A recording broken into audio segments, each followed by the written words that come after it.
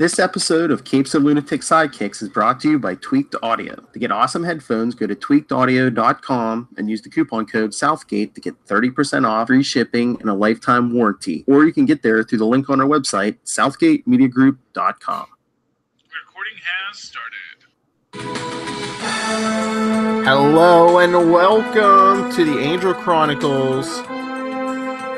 We're here to discuss Angel Season 1, Episode 21. I am Phil, and that fiery redhead over there is...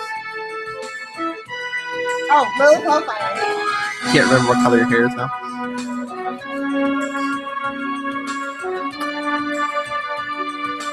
Or is it blonde? Adjust your screen so it is blonde. Well, when the sound's on, you're a little box down at the bottom there. But, alright, so... We're discussing the penultimate episode of Season 1. Get some Are you happy? Penultimate. Ooh, take a shot. This big is the word of the day. Big words. Does it feel good in your mouth? Oh, wait, was that last episode? So smooth and silky. Anyway...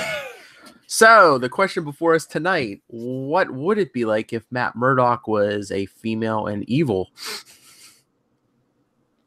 Wait, I feel like we do have somebody in the Marvel Universe that is literally the Daredevil opposite. Who?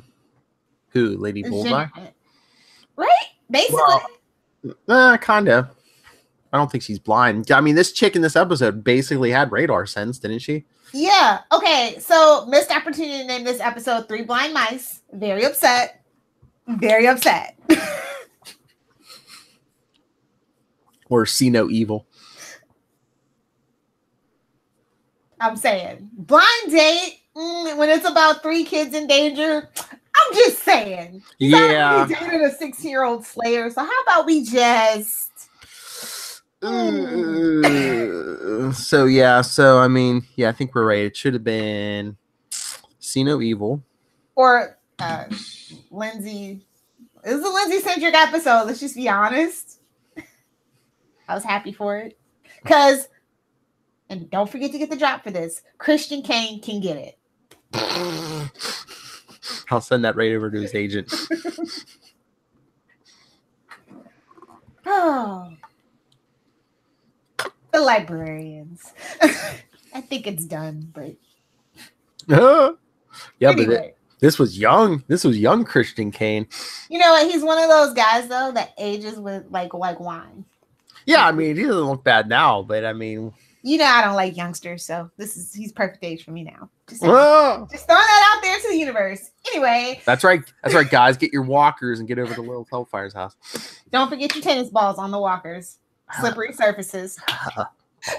Anyway, so this is kind of a weird episode. Yeah, because like Lindsay was like on Team Angel's side for a while. For like 2 minutes. Gunn shows back up. We're really starting to set up Wolfram and Hart. We get a good hard look at the base of operations. We see one of the senior partners, Howland Manners, which is my favorite senior partner. I think the only one we actually ever meet. I think so. So yeah, and then like it opens with at nighttime, of course, with Angel on patrol, where he encounters a woman wearing sunglasses and a cane, the white cane of blindness. She uses her cane as a weapon, and I start getting Daredevil and Elektra flashbacks. I know. The whole fight then. Although this episode came first. True. That's right. And I am a fan of the Ben Affleck Daredevil movie. I don't know if I've told you guys this. I stand behind that movie. So between the blind chick and the actor who plays Lindsay, they should have just called this episode Kane. Ooh, Citizen Kane, maybe? What? Citizen Kane? Anyway. So this lady's name is Vanessa Brewer, and she's a career criminal, and she kind of has been doing Wolfram and Hart's dirty work. We can tell because they're representing her pro bono. And she basically, didn't they say she took her own site and then had like monks train her or whatever?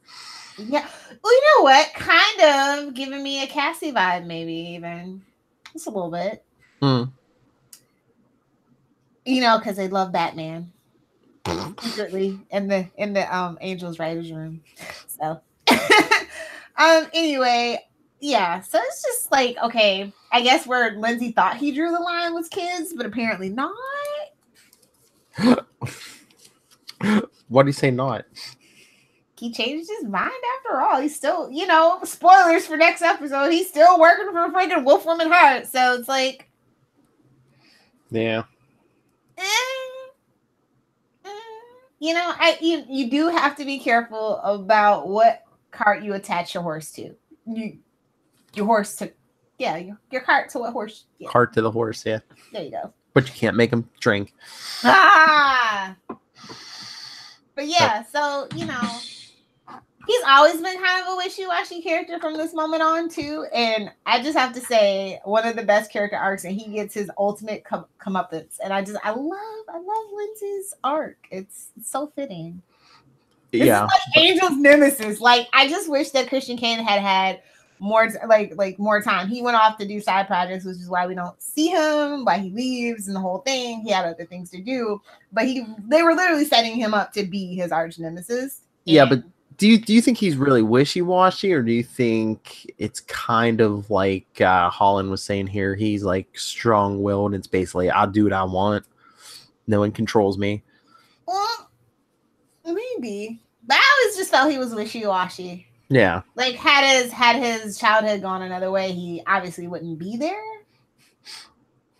The bag took my father's house, and he smiled the whole time. I love like Angel's just like, oh, sorry, I dozed off there. Although he did call Angel out because we know he comes from a well-to-do family. Mm-hmm. And he was the louse of the bunch. So, yeah. Bitter! And you had servants until you killed... Sour grapes! All right, Titans. No, that's what that conversation kind of came off. I know. Oh, yeah. It's just like, okay, I see you. I think that whole conversation there is just the two of them just back and forth going F you. Yeah. They're definitely having a male member measuring contest. So yeah, I don't know, man. Like, I wish they would have gave Lila a little more time too. Like, I like Lila. Mm-hmm. She's more pragmatic and she's not as wishy-washy. She is dedicated to her evilness. And I couldn't remember until we did the rewatch, but this is the episode. This was Lee's last episode. Yes! I was literally thinking that when I watched it. I was like, oh yeah, goodbye, Lee! You're going to take clients with you. No, they read me wrong. Yikes. That was more tense than that Homeland episode where they had to take the lie detector tests. Yeah. And Gunn dropping the vampire in the lobby so Angel can sneak in. Gunn. What, that monologue? Yes. It's like, oh, convenient plot point is convenient, rears its ugly head again. Okay. I heard evil white people had a mech. I was just like, oh God, stop. Well, I mean, I think that was the whole point, is to be loud and flashy so people be looking, you know. Well, of course, but I mean, it was cringe, like ultimate cringe. Oh, but fun fact, so the director for this episode, Thomas J. Wright, is like a prolific, director on Supernatural. So I just, I got to do my Supernatural connections when I see them. Don't hate me. Anyway, yeah, so I just throw that out there. So we get the scroll. This is the episode where we get the scroll. Yep. Why did you take prophecy? Oh, we'll get there next episode. Yes. Why did you take the scroll? I don't know. Because it called out to him. Just saying. So this episode was brutal. It's like oh God, like I just can't. Like, it was not like there was no funny dialogue. There was this like super high, like, was this the one with it was a pretty high death count too. So very tense, yeah. Well, at least one vampire. So 2 vampires dusted by Angel, the decoy man that was killed by Vanessa. There's one vampire that was dusted by the Wolfram Hart security guards, Lee Mercer, an old man that Vanessa impaled, and then Vanessa herself, who was impaled. Sex is bad, okay? All that impaling going on. So what was the all total all together? What was the body count? See, 2, 3, 4, 5, 6, 7. I think it tied for yesterday. Last episode. Yeah. Oh, fun fact: Jennifer Badger, the lady that plays Vanessa, has been a stunt double for Carissa Carpenter and Elijah Dusko on both Buffy and Angel. Oh. So yeah, that was fun. Cool. What else? I don't know. And then shout out to Sunnydale in this episode because Cordy phoned Willow for to hack codes and find information on Vanessa. But meanwhile, they just typed blind woman criminal or whatever. Like, seriously? Well, I mean, how many? I mean, even in LA, it's like how many blind female criminals do you think there are in the day in the? But like, you're on a day. Like, no. Like, I don't know. It's just weird. I don't know. It's just weird. I'd rather they just open the paper and there she was, other than like typing that random string into their search engine. Well, that's the other thing. I mean, maybe they do, but was that the end of this episode? Was that this episode or next one where they open the paper and it's like Lindsay's promotions in the newspaper? I was like, did they really print like? Was that like front page too? It's like did they? It was like front page, but in the corner. Well, you have to remember Wolfram and Hart is a huge picture in this alternate LA verse. I guess, yeah. I mean, you know, if Lindsay is like destined to be the next Johnny Cochran, I think all the criminals in LA need to know, you know. I guess. Kind of thing.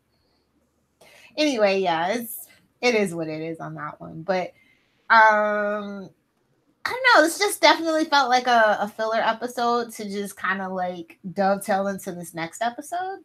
Mm-hmm. It's just like all set up for me, basically. And the whole thing in the courtroom, just when Angel threw the glasses at her, she caught it. Oh, she thinks she wouldn't have done it. Like, it's so weird. It's like she's a master criminal, you know? I mean, she got off anyway because I think half the room didn't notice. If I were him, I would have made like a bigger spectacle so people saw her catch it. So well, I took it as they were on the payroll as well. Like, they weren't going to take any chances. Yeah. So, and I like how like they tell Lindsay, "Hey, start fabricating this tragic past because you know she might, if she gets caught doing this next thing, she's gonna need it." And I'm just like, ooh, the wormiest of lawyers, the weaselly of weasels. And I just love Angel like figuring out the blonde chick. Okay, don't move. And she can't see him if he doesn't move. Okay, so this is my secret headcanon for the movie Minority Report. These 3 blind kids, I'm just saying. There you go. That's my personal theory. Anyway, yes. Look, I don't know. Like I said, it just felt like a filler episode, and well, I think it's basically this one and next one kind of feel almost like a 2-part, you know, like a big one episode almost. Definitely. But honestly, I don't care about the kids. I wish they kind of would have died. I'm just saying. Yeah, well, I think they were a plot device for the whole Lindsay thing. Yeah. Definitely. Yeah.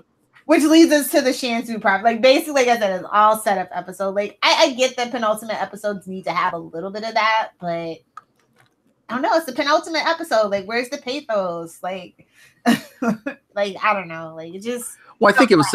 I think especially with next episode coming, it was supposed to like throw a shadow over Lindsay's characters. Like, is he really as evil as he seems? And he's a lawyer. Of course he is. I know. He's a lawyer in LA. Of course he is. I know, but they had to play with that. Like, is he really so evil? I don't know. I guess. I liked a lot of the like behind the scenes stuff, like the special effects.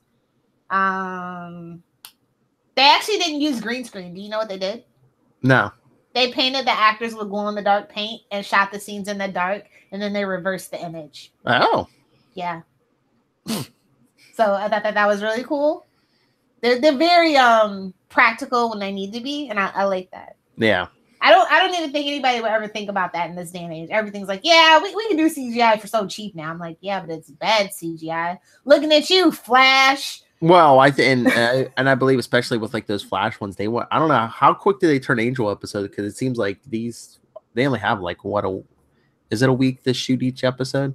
Yeah, basically more or Flash? less. Yeah. Yeah, but they use a lot of the re-rendered stuff now on the Flash and stuff, and Yeah.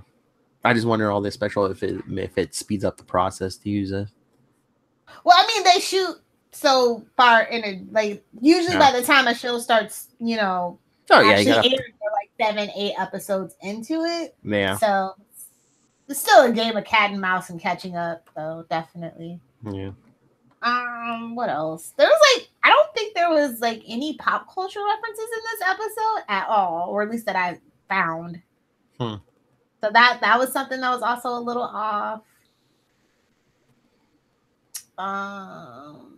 It's weird because the date on the papers were from April 28th, and I'm like, okay. Just saying they're a little behind in that Angel verse. That whole crossover for Faith and Buffy really, really upended the timeline in this universe. I'm just saying. Yeah. Anyway, what else? That's pretty much all that I can think about. It's just basically a lot of impaling going on in this episode. Hey-o. A lot of talking. Mm-hmm. Not a lot of action. Just not a penultimate episode that I kind of a penultimate episode that I'm used to in a show like this. Yeah, like I said, it's definitely one of the weaker penultimate episodes too in the whole series. It was basically a prelude to next episode. Yeah. Yeah. Sometimes feel free to just do a 2-parter, man. That's all I'm saying. Just clear the schedule. Or they needed another episode to, Who knows why people do what they do? Fill the episode count. We need one more for the penultimate, for the final, the season finale. Yeah, well, they always know their episode count, unless you're because it was set in the Buffyverse, so you knew it was going to be a full season anyway. Mm-hmm. So I don't know, they did have a lot to deal with and overcome in season 1 though, so I forget it, but I'm just saying it's not the best. And yeah. I'm gonna just give it a C+ because I don't have any. I have one favorite line and no favorite scenes, and the action was ho hum. There was a lot of people being killed, but it was boring and repetitive. So it's a C+ for me. I'll give it a B-. It caught my attention. Yeah, I know it wasn't not a lot of action, not the. Yeah. But when you watch this one and the next one back to back, you kind of see it is better if you watch it back to back, definitely. Yeah. But my one favorite quote, Lindsay and Angel, that sexual tension is my everything. Lindsay, I get myself killed. That'll convince you I've changed. Angel, it's a start. I was just like, I see you. Or when he came back, or when Lindsay came back, didn't Cordelia, or he said something about, oh yeah, he's back, and Cordelia was like, oh, we just thought you were dead. Yeah, pretty much. And just one thing, I hate when people get stuff in court scenes wrong, because it's just so easy to look up when Angel's like, oh, they acquitted her, hung jury. It's like, no, bro, it's one or the other. Hung jury is one when the jury doesn't reach an actual verdict. Yeah, acquitted is a verdict. Yeah, exactly. It's just which is different than not guilty. I just thank you, OJ trial, for teaching me everything I know about law. Good Lord. True story. You were too young for that. Come on. My parents weren't. All the adults in my life weren't. Oh my Lord, that's all we talked about in high school. Oh Lord. That was all that was on TV, and the reenactments. Oh God, I was just I just want to watch Lion King, bro. But no, Angel's an old man too. Because facts confused. Plus, he's not really technically American, so true. I'll forgive him. Illegal alien. Aren't they all? Aren't all the best superheroes looking at you, Superman? That's why he's so near and dear to my heart. It's the one thing a lot of people just gloss over. Anyway, yeah. So that's my thought on this episode. But thankfully, if you're going to listen to the next episode, I am very, very enthused about the next episode. Why wouldn't you listen to the next episode? It is an amazing episode. Yes. So yeah, let's just get to that instead. All right. So anyway, if you have thoughts on this episode, any other episodes, or hey, if you know any actors or anyone who worked on the show, email us, capesandlunatics@gmail.com. Follow us on Facebook, Angel Chronicles, at Angel TV Podcast, and at CL Sidekicks on Twitter. Follow CL Sidekicks on the gram and the voicemail, 614-382-2737. That's 614-38-CAPES. And Lilith Hellfire, who's had probably a few blind dates in her life. Where can people get a hold of you? I just realized something. I don't know if you're an American Horror Story fan, but Tim Minear is like executive producer on that show, and he was also like executive producer and like writer here. We totally need to have him on. All right. That I can ask him about Grimm too. So many questions. But anyway, if you nerds want to fight me or talk about the Arrowverse, because it's coming back quick, fast, and with a vengeance, at Lilith Hellfire. For everything retroly related to Superman and Smallville, Save Me Pod on Twitter, Facebook, Pinterest, and Instagram. That's right. Speaking of the Arrowverse, keep an eye out for our specials on the Flash and Arrow season premieres, and Newcastle crew returns. So with Legends! That's right. We'll be covering Legends episodes. That's right. This is not a drill. Gary is a regular. We might get our Bevo socks after all. Anyway. Yeah, where can everybody like? What? Oh, whatever. No, I caught it. Okay. Oh, me? Yeah, you were. Hey, Gelman, people need to reach you, not me, if they want to interview. That's right, Tim Minear. Lilith wants you. Email me, nightwingpdp@gmail.com, and on Twitter, I am at nightwingpdp. All right, is that it? Okay. So. On that note. This has been the Angel Chronicles, where we help the helpless and the hackless as well. Join us on the podcast. Join us next week, and on YouTube, join us in a few minutes for the season 1 finale of the show and our podcast.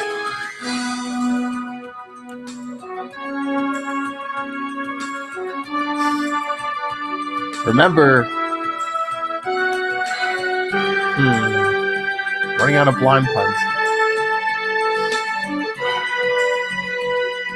A priest, a nun, and a rabbi walk into a bar. Man, they should have seen it coming.